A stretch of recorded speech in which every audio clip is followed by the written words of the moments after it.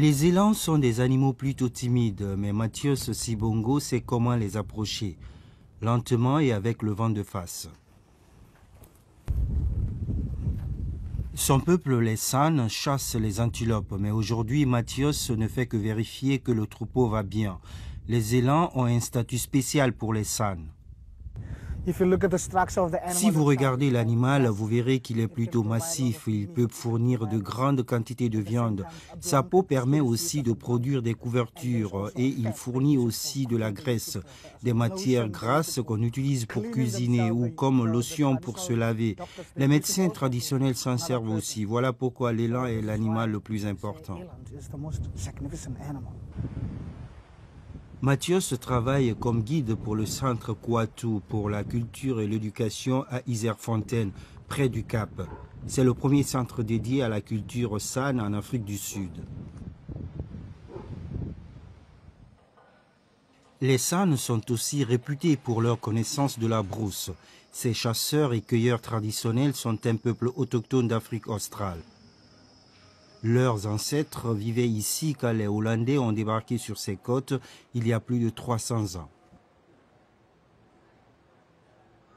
Les peintures rupestres qu'ils ont laissées derrière eux mettent l'accent sur la profonde connexion des San avec la nature. La domination imposée par la colonisation européenne, la privatisation des terres et l'assimilation ont marginalisé le groupe. Aujourd'hui, en Afrique australe, il ne reste plus que 150 000 personnes qui s'identifient comme San.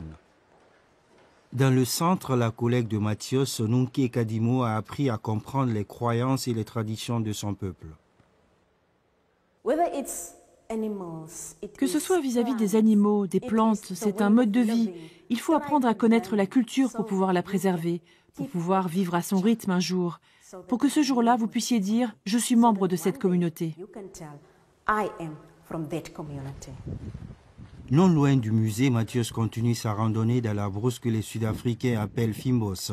C'est en pleine nature qu'il peut démontrer le mieux les immenses connaissances des San en matière de plantes médicinales.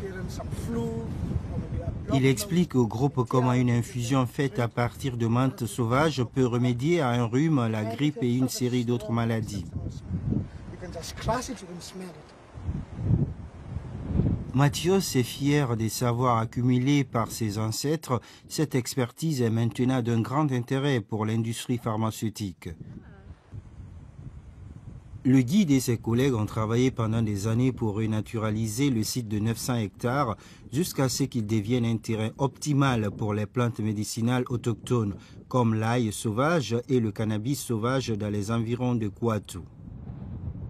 Aujourd'hui, des espèces animales autochtones comme les zèbres, les antilopes springbok et les tortues léopards s'épanouissent sur des terres qui avaient été accaparées par les monocultures de céréales dans les années 90.